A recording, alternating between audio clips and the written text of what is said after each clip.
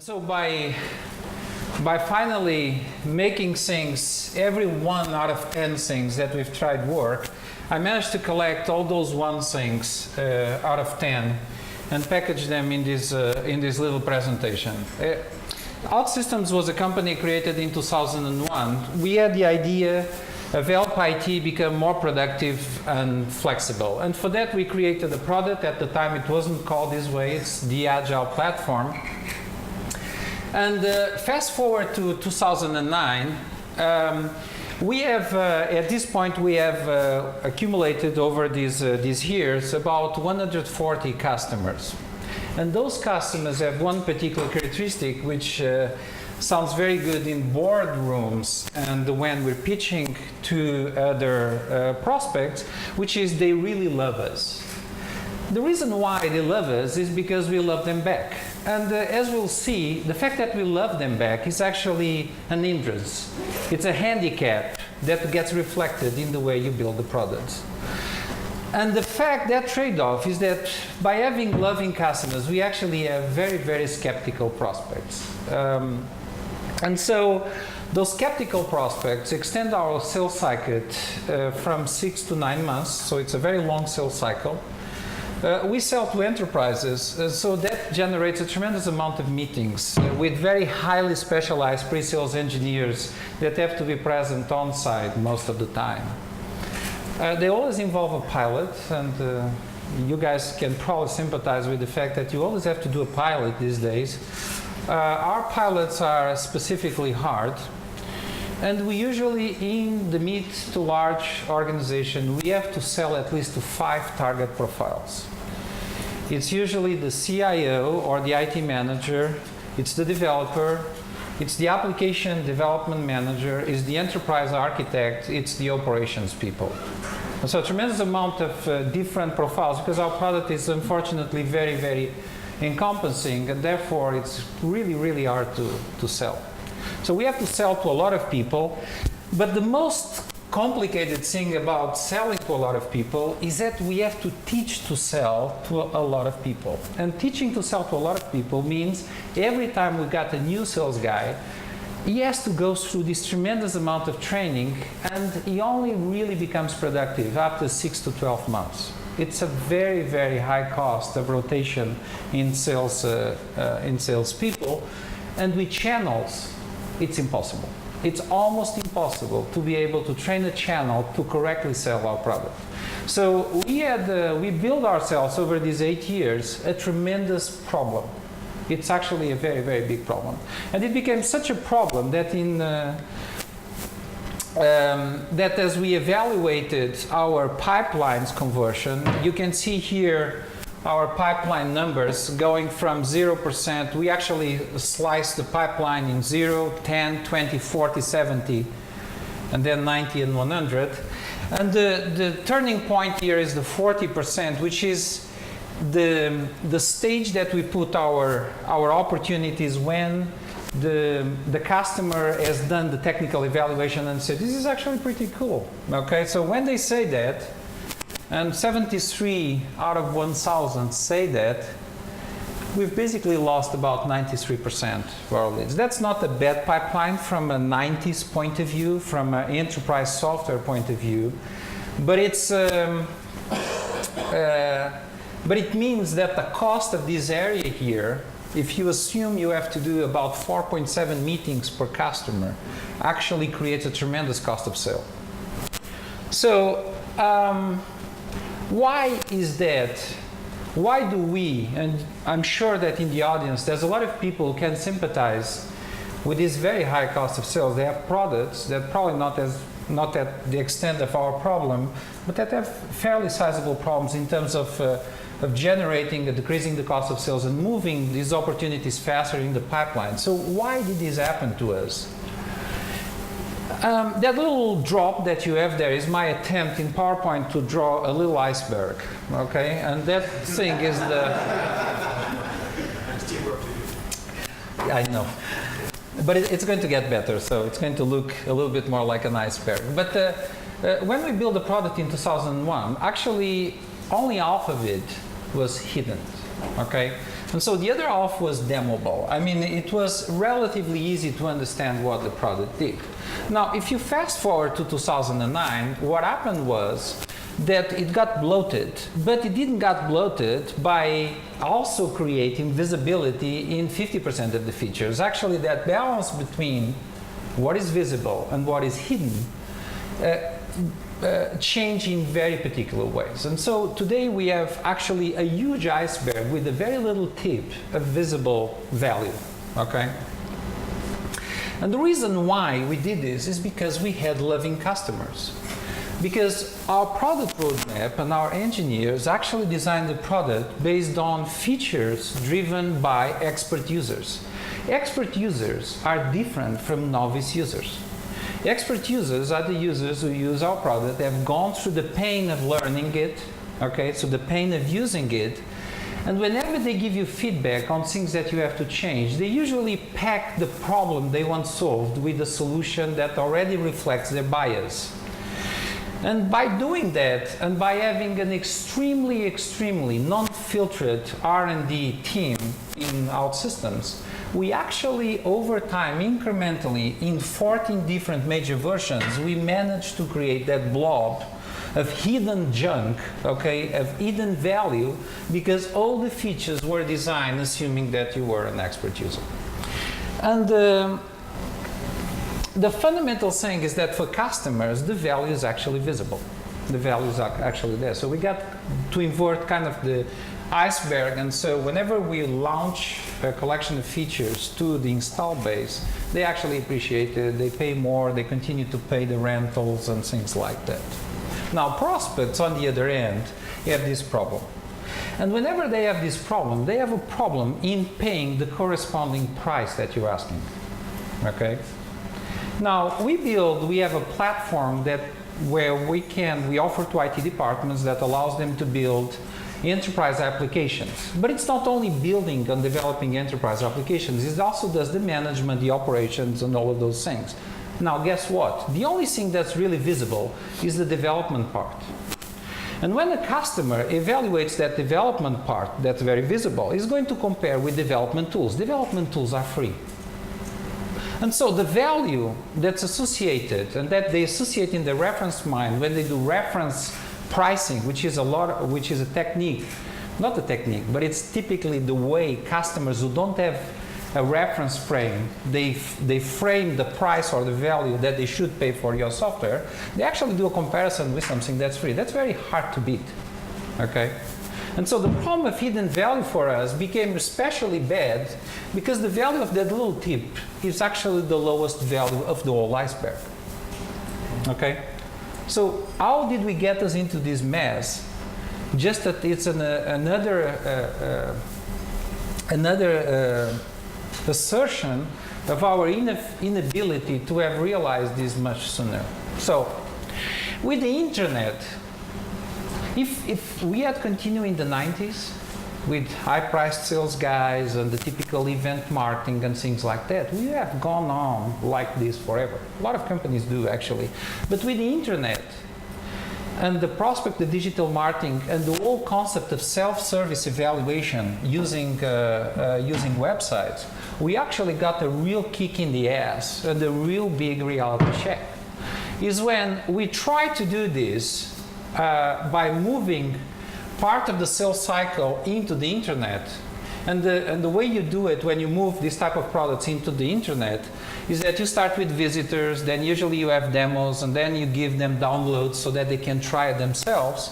What you're trying to bypass is the whole evaluation, demonstration, and pilot stage, which is the stages that cost you a lot of money. So notice that I've put 40% here. What I've done is I've changed the beginning of my pipeline.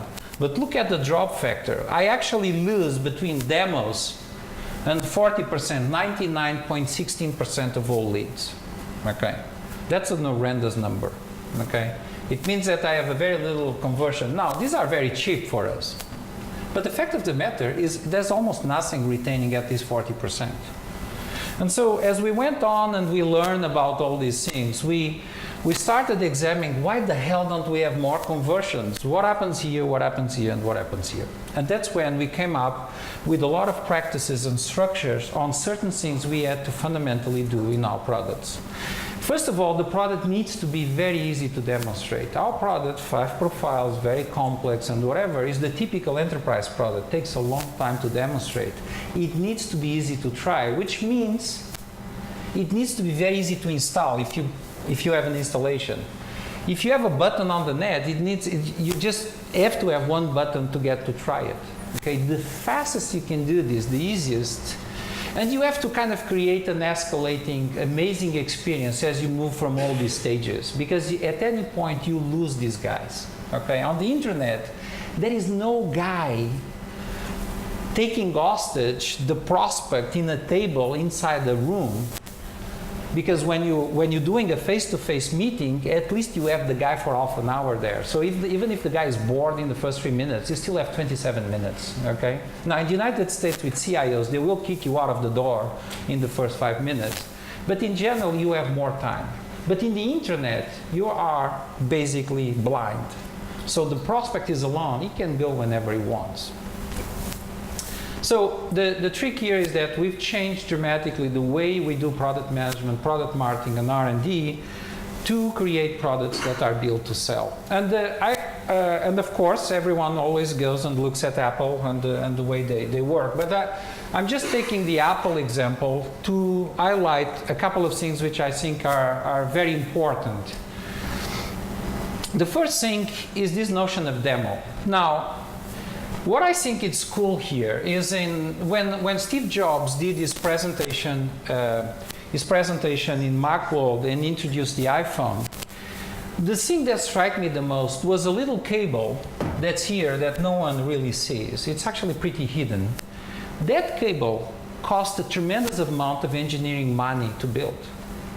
It's a software that's hidden. No one uses it. It's for all purposes, for iPhone users, it's just crap. It stays there as bugs, needs to be maintained and whatever. But when you plug that cable, it allows Apple to actually display exactly what's going on a big screen, what's going on a small screen, avoiding to have a camera, a blotchy camera, moving around, which is the way we usually do mobile phone demonstrations. These guys went to the absolute investment of creating software and hardware specialized in just doing that demo where the finger actually moves. Whatever is doing on the phone is being presented in a high definition screen so that people can see the experience. This is demo specific features, something that we usually do not put in our budgets. We don't put in our R&D. The second thing is the whole concept where the product experience starts with purchase of activations. The little bag, the little box, the fact that when the thing is on top floating, it's amazing. And the thing that strikes me the most is the little SIM card pin. That it's the most difficult thing in the whole process. They actually pack this little pin that allows you to push the little thing where you put the SIM card.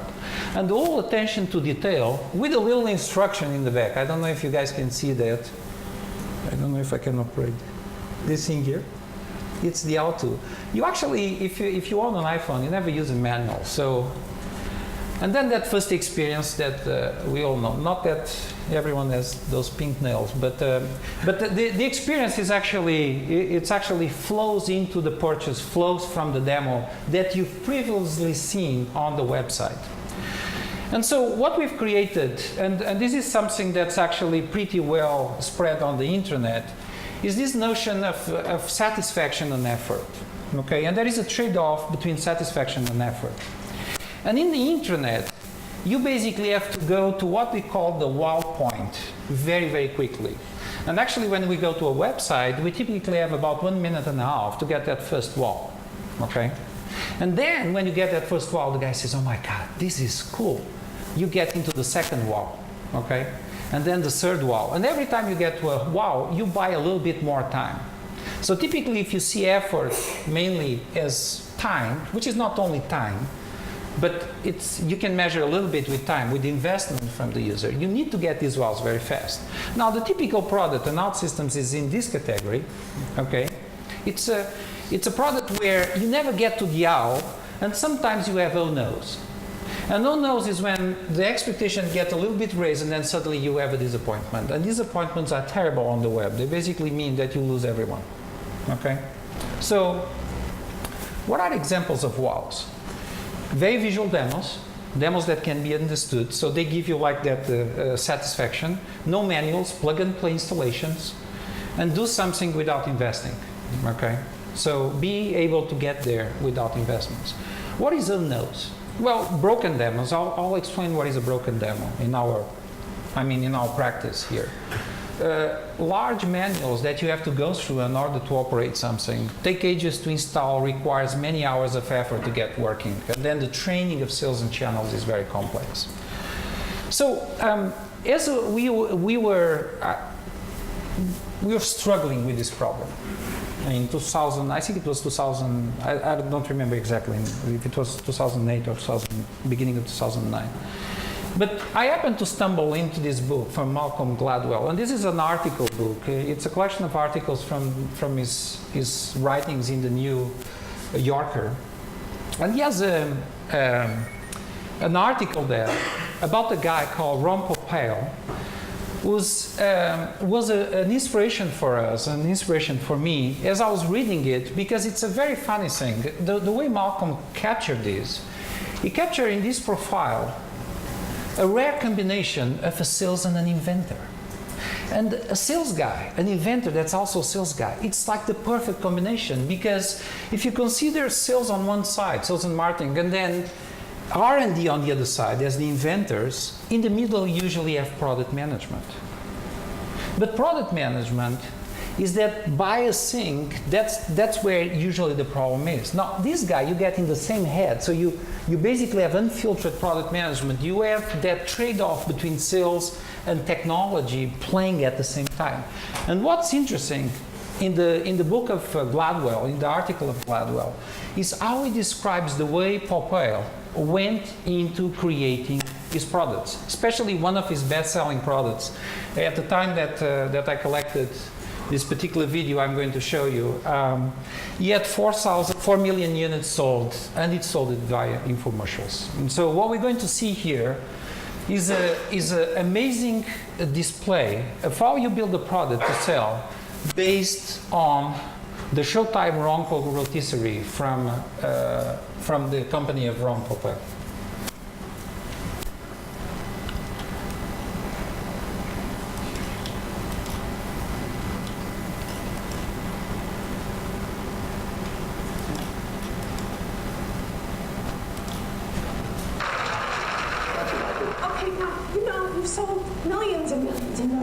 Just under 4 million machines so far.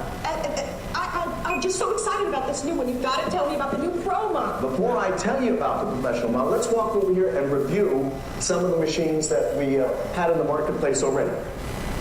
So the first thing that he does, this guy's an expert, by the way, so you almost don't see any flaws here, okay? So I'm going to try to point flaws, because then I'm going to show you my product, and then you'll be appalled by the comparison. But the one thing that they do in this type of demos, and that's what you have to do in a 3-minute demo really, is clearly define the target user. And then you need to define the scenario, and you need to create, in that target user, you need to fit the product and create the use case where that guy sees, oh my God, that's me using that product. Okay, and that's what Popeil does. The girl tries to fit him. Oh, tell me about this. No, because I first need to tell you about how you fit this product into your life.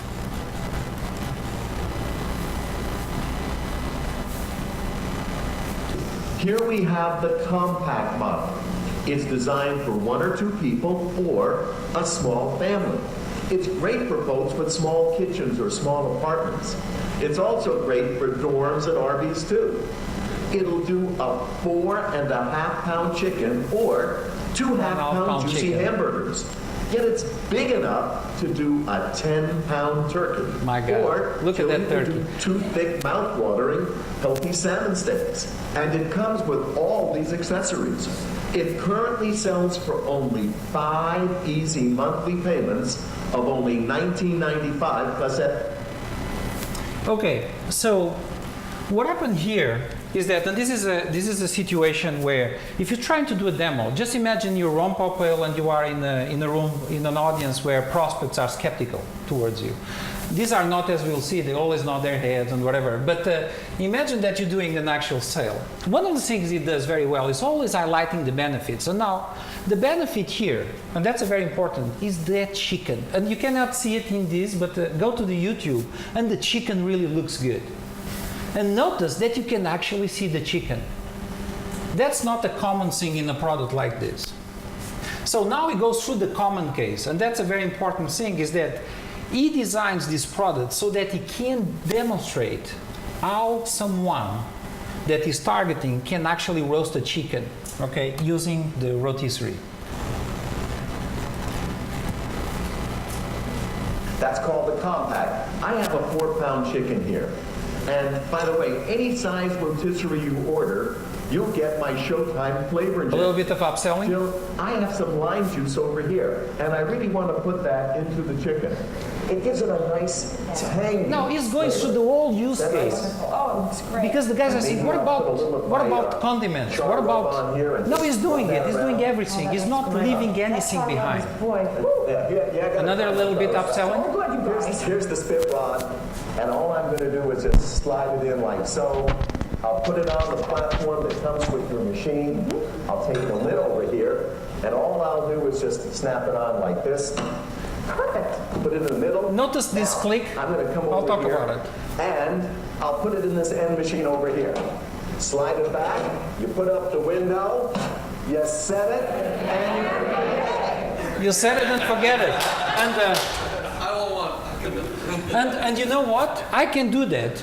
And the one thing that's interesting about this whole thing is the fact that you guys probably don't pay any attention to this, but he actually designed this thing so that when he, in a demo, when he plugs that thing on top, the way the screws are built are actually built for easy plugging. So they don't require any what we call cumbersome steps in a demo. And that's one of the fundamental ideas of this thing. So I'll talk a little bit. So what is a demo-driven product? And this comes actually, if you guys read the article from Gladwell, it comes out, the first thing he did is, if you compare this with a microwave, okay, the microwave has a tinted glass, okay? So microwave is a box. Now this guy insisted that the damn glass in front would be transparent. And notice that there is another thing there, it's tilted. And why is it tilted? Okay, it's tilted because of the eye angle of the cameras. Because this is a product to be sold through an infomercial. An infomercial has a camera like that, and if he had non-tilted, he could not see the top of the benefit. The benefit is the damn chicken. And there is another thing about Popeil. Popeil drove the engineers crazy because he insisted on picking the right rotation frequency to get the right brown. Because the brown and the chicken inside the rotisserie are the value, the benefit. You need to make that very visible. And so the metaphor here that's important to say is that you need to make your value visible to the outside, which a lot of software products are usually hidden. In ours, definitely. So perfect chicken brown, that's the value. It's the easy fast load. That thing actually took a lot of engineering. And then it's the set it and forget it. Big button, a big thing there, so that when the camera shoots, they can see Sven moving the button. Everything in this product is built for an infomercial, okay? And that's why, of course, together with this capacity to sell, created the best-selling product ever on KVC, QVC. Now, notice one thing here, which I carried because I thought it was interesting. He's now doing what we usually do. He's going for the secondary case. He's going for the multi-function product, okay? it also broils or cooks salmon, okay? So what it's doing here, notice something different in this demo. And this time, I have to put on my glasses. I'm at that stage in my life, folks. Okay? You folks know what I mean? You know what I mean? Okay. So here is the comic relief, because he actually is overcoming the fumble, what we call a cumbersome step here. It just Notice what he's doing. goes straight down, and we'll put it through the loop over. That's all you do. That step is a little bit cumbersome. Put It's the lid on, dragging. and I'm going to walk in. Now, here we go again, okay? Now, this is what we call in demos a broken step. A broken step is a step that kills the flow of your demo. Now, in this case, he joked and whatever. The fact of the matter, he couldn't design a product cheap enough that didn't have that damn feature. If he could, if the salmon was the fundamental use case, I can tell you, he would have designed a way to plug that thing in 1 second. But no, he had to fumble and whatever. He made a joke in the middle, people laugh, the camera goes to the audience, so the scene gets overcome. The reason why this is important is because our products are full of broken steps. Steps that take ages while people are, oh no points, where people are excited and suddenly you go there and you drag and people don't understand what you're doing and time is going, and as it's going, the interest, the expectation and the wow is coming down. Okay, that's a broken step. Forward direction, okay? Gonna stay right behind you. And I'll just put it over here to compact.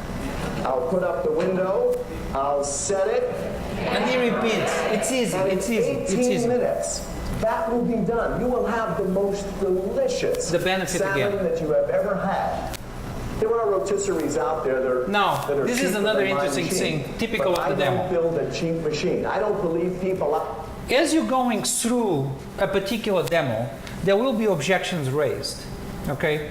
Now, in this case, because you already set the price, people can compare it with other tools, with other rotisseries, and say, this is too expensive. So what he's doing here is he overcoming the fundamental objection, which is price, okay? And what does he do? He People does, out there want to buy cheap. They're willing to pay a little bit more to get quality. If you use the right coating, it can cost the same I amount agree. to produce a whole basket. like you, These agree. people here who give you this basket, they don't care about how hard it is to clean up. And if you folks need a machine that does slightly more food than the compact model does, then I recommend the standard model. It sells for just 4 easy monthly credit card payments of only $39.95 plus S&A. Jill, okay, so now there's another thing that's very important in your site is there are two types of testimonials: the expert and the people like you. This is the expert. I'm living in Zacky for Zacky Farms, and we produce over 50 million chickens a year. That's an expert. No additives, no preservatives, and when we go to cook, we use the Showtime rotisserie. It's the best. It cuts the fat. And Cuts the good fat. for That's another everyone. benefit. Thank you very, very much, Louis. Okay, we got the expert testimonial. And so the final gratification, this is the cool thing. It's when he's building Now, these Jill, little I have walls. chicken over here. I'll take these. I want the folks really to see how easy the food comes out of the machine. Now here's a chicken, 1 hour to do this. this came from the standard model. This slides off. Look at this. Over here, I'm going to take a knife, and you got to see this. I thought this was kind of nice over here. This is the kind of knife you should have. So I'm going to go right down for the hungry folks here. Oh my gosh. This. The You gratification. tell me, folks. Look at that. What do you think of that? Perfectly quite in the use case. Is that nice? Absolutely. Go ahead. Pick it up. What do you think of that, folks? Okay. So there's also another rule here, which is avoid magic 4 steps. million machines. The magic step is usually something that you have to take from the oven. He actually does that because he has the thing packed with machines, and so it looks like the one that you plugged, you took it out. Okay, this thing is just perfect. I've never seen such a well-designed infomercial. Anyway, what about complex products? The trick here is you really have to design your products based on demos. They need to be demo driven. So how do you do that? You need to define the user. That's a very important thing that a lot of people, our people definitely, they have a lot of difficulty in doing. They have to create complete use cases. Not only for the demo, but they need to go through a complete use case and they need to prioritize what is the use case that's most important for those. And out of those, they need to define the demo subset. And when that's done, that's when you start designing your product because it needs to be started. The demo needs to be targeted at the novice, okay? So you cannot have cumbersome steps. Magic steps, which is steps where, well, and now I'm going to bypass a step here that actually takes 1 hour. People don't believe you. They say 1 hour? Might take like 1 month. It's the chicken from the oven, right? You don't know what it did in the middle. The chicken just appears done. So you have to never have magic steps. You need to be able to create in the mind of the prospect this notion of link between what you're doing. You need to convince them that what you're doing achieves that result. And that's where you cannot have those magic steps in your product. And you need to get to the wow as soon as possible because you really don't have a lot of time, okay? So we try to do, oh God, sorry about that.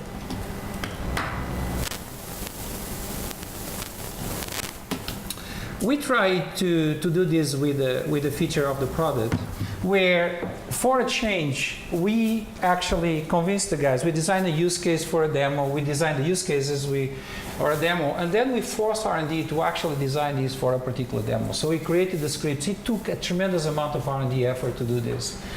And what we wanted to do is we have a development tool. We wanted to create accelerators. And so if you just give this type of, oh, I want an accelerator, engineer will do it in the worst possible non-demoable way, okay? So what happened was that they introduced a lot of demo-driven features, and I'm just going to show you one because we really don't have a lot of time. This is our development environment. And what I wanted to show you is we're going through the use case where you grab an Excel spreadsheet with the names of the employees. And so we show this. This is a raw, the demo is being built out of this. You open up our tool set, and now you start this application. There's a lot of little broken steps here. So you need to, it's difficult to do a demo with this thing. Notice the time. That's already, it's a little no. And now I'm dragging, okay, I'm showing that this is my application, that's the way I model. Again, the target is developer, so it's a little bit technical, okay? So I'm creating an employee directory, which is a website based on the Excel. I'm dragging the Excel inside, and look at this page here. See the stars? The little stars? The stars are doing things in the back. Because the notion of accelerators is that these dwarfs, okay, that are doing work for you to increase your productivity. But the first version didn't have any stars. And so we used to drag that and boom, nothing happens. And so the person doesn't have any visual feedback of the benefit. So the stars are really our tinted, our slanted glass here. And you cannot imagine how many hours and days and people in R&D took to design the right stars. Because these stars had to work in the common case, in the expert case. They could, for novices, the stars don't bug them. But you now imagine someone who uses these 8 hours per day, constantly seeing stars around. The stars have to be the right blow up and disappear quick enough, but visible enough. And so that trade-off takes a long time to build. So I'm just going to interrupt here. Okay. So the problem that we have and that you have, you yourself as an engineering CEO, if you are an engineering CEO, is that your first thought is this is frivolous. I have so little people, I have so little budget, I have so many features, my customers are screaming for A, B, and C. Why am I trading off feature C by the stars? Okay? The problem is feature C doesn't sell any new customers while the stars do. And so the question is, ask your engineers if they want to be paid in the end of the month. Okay, and so we actually had to do a bunch of stars, a bunch of things that created a tremendous discomfort in our engineering. But when they start seeing the results and the praises and people going through the walls, the DNA transformation start happening inside our systems. And so again, this is the problem. That's the fundamental problem. It's the culture of a technology company that has 85% of engineers, is that you design a product for serious stuff. You design a product based on what your customers tell you. Now, this is a very different mentality from designing a product to be easy to sell. And I believe that in the 90s, you can survive with complex products. But in the new millennium, especially in the decades that are coming, the only way to sell complex or any other types of products is through simple, obvious usage. Thank you.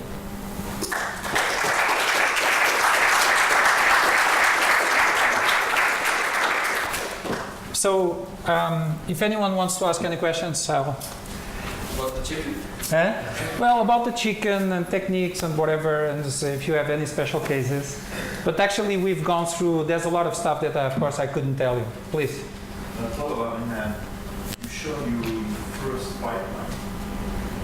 So can you give us a word about how the pipeline grew thanks to these magic tricks? I continue to have that pipeline. Yeah. Okay? So I continue to generate leads. I continue to generate leads through events. So I continue to generate leads outside of the marketing, the digital marketing. What has improved was not really that particular pipeline. I'm just showing the things that come directly from the web. But what happened was, by doing these demos, putting them on the website, the investment on the website has dramatically decreased the amount of meetings in customers, in enterprise customers. What happened was, when in the good old days, where our website was hidden, crappy, and the like, when the sales guy first contacted the customer would ask him, so what do you guys do? Now, what happens is that they go to the website, they run some demos, they get some wows, they get excited, and then when the sales call, they ask them, so how much does it cost for our use case?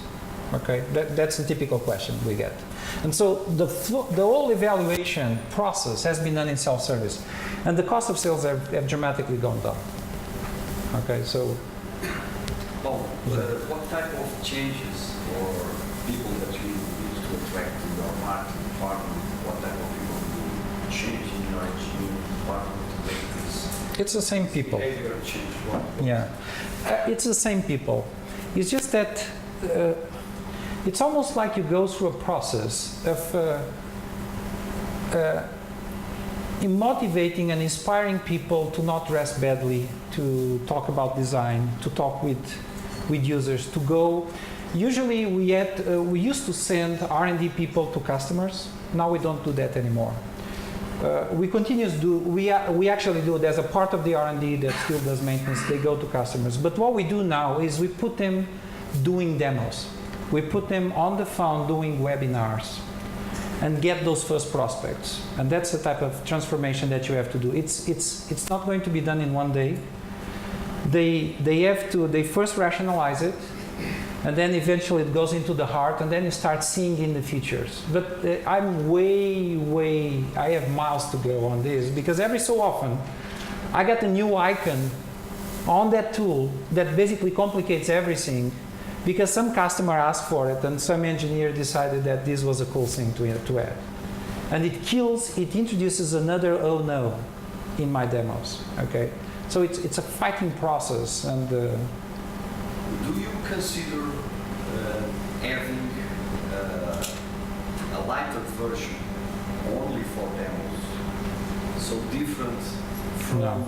Yeah. upgrading version that you sell for your most expensive? You cannot do that.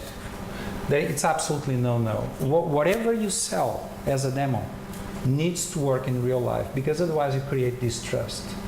Okay? Whatever you show needs to be believed by whomever is buying from you, that if they get that version, they get that functionality. There's no hidden stuff inside. Because that thing is equivalent almost to a magic product. And that creates distrust. The problem that you have here is overcoming distrust, really. A lot of people are skeptical that you have the silver bullet, that or you have the benefit that you say you have. So creating two products, no. You have to create one. It might be a small version. It's free. But you need to be very upfront what are the limitations of your product, okay?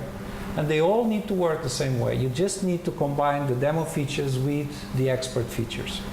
They need to work together. It's harder, but you need to do it. There was another. Have you succeeded in doing this change without restricting the functionality towards the customers so satisfied? No, there is a trade-off.